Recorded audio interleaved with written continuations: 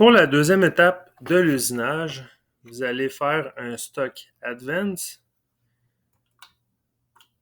pour que ça ressemble à cette configuration-là. On voit ici qu'on tient dans les mâchoires la matière excédente qu'on a mis à l'arrière de 4 pouces. Pour le stock advance,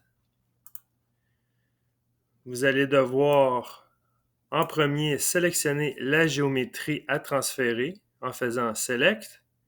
Vous faites CTRL A pour tout sélectionner vos entités et End Selection. Par la suite, vous devez entrer une mesure de transfert en Z. J'ai mis 28 pouces de transfert. Ça peut être légèrement variable, mais l'important, c'est qu'on puisse dégager la pièce assez pour être capable de faire l'usinage au complet. Fait que 28 pouces, c'est quand même une bonne mesure. Ce qui va donner une position comme ça ici. Pour le tailstock, par la suite, vous faites cette opération-là, tailstock, pour approcher la pointe et l'insérer dans le trou de centre. Dans le tailstock, les paramètres, vous activez l'option Advance et vous vous assurez qu'on est en mode automatique pour les deux. Le montage devrait ressembler à ça ici. Ensuite, on va commencer l'usinage. Vous allez usiner la rainure qui est ici avec l'outil numéro 3, un OD Groove Right à 125 mm de largeur qu'on a utilisé auparavant dans la première partie. Ici, vous allez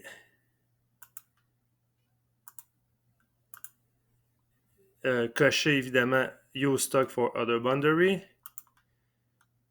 Le rough paramètre, on va le laisser tel quel. Et la finition, on va lui mettre un 20 mm de overlap. Et pour le lead-in, les deux entrées de finition lead-in, on peut le mettre à 45 dans ce sens-là. Et pour la deuxième passe, 135 dans ce sens-là. Si jamais vous oubliez cette étape-là, vous allez possiblement voir une collision. S'il y a des collisions, il faut changer l'orientation des entrées pour la première passe et la deuxième passe. Ensuite,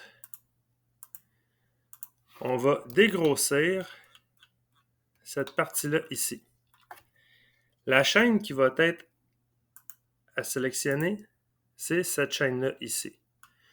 Vous allez commencer par sélectionner le rayon et vous allez terminer à la fin de la pièce ici, mais vous allez devoir modifier l'emplacement du début de la chaîne avec l'outil dynamique. Une fois ça c'est fait, vous allez utiliser, on va aller voir ici, un nouvel outil, ça s'appelle un OD Tool 375 mm Button. On voit au bout que c'est une sphère. On va utiliser ce genre d'outil-là pour dégrossir et finir la pièce dans cette région-là.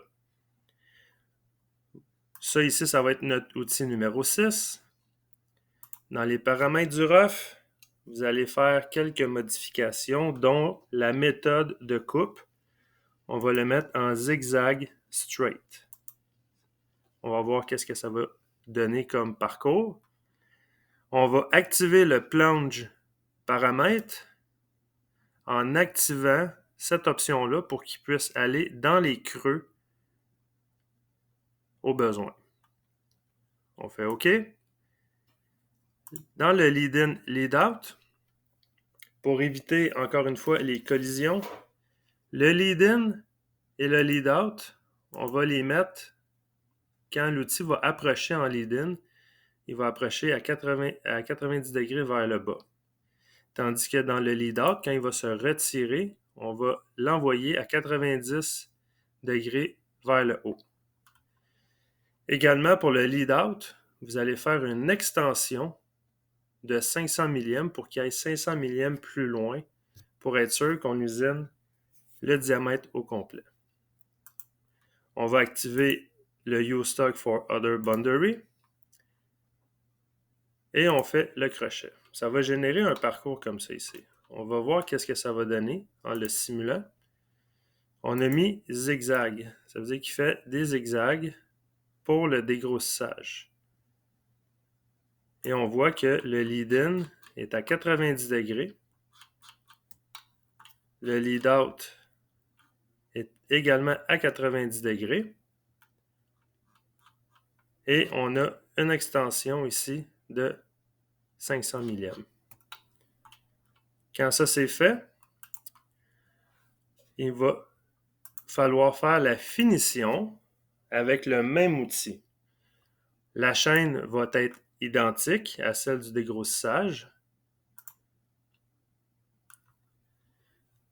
Pour les paramètres de l'outil, c'est, comme je disais, c'est le même outil, l'outil numéro 6. Pour la finition, le lead-in, le lead-out, on fait la même chose. Le lead-in est à 90 vers le bas. Le lead-out est à 90 vers le haut. Et on va mettre une extension de 100 millième, un petit peu moins loin que le dégrossissage, juste pour la finition, pour être sûr que le diamètre est bel et bien fini au complet. Ensuite, on va activer le plunge paramètre pour qu'il puisse aller dans les creux du diamètre.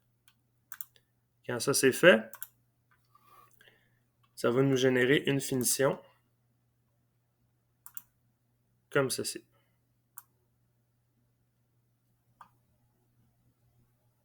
Et voilà. La dernière étape va être le tronçonnage de la pièce avec le late cutoff. Dans les paramètres, on va utiliser l'outil OD Cutoff Right. Ça va être notre outil numéro 7. Et ici, on va laisser ça tel quel. On fait le crochet et ça va tronçonner la pièce.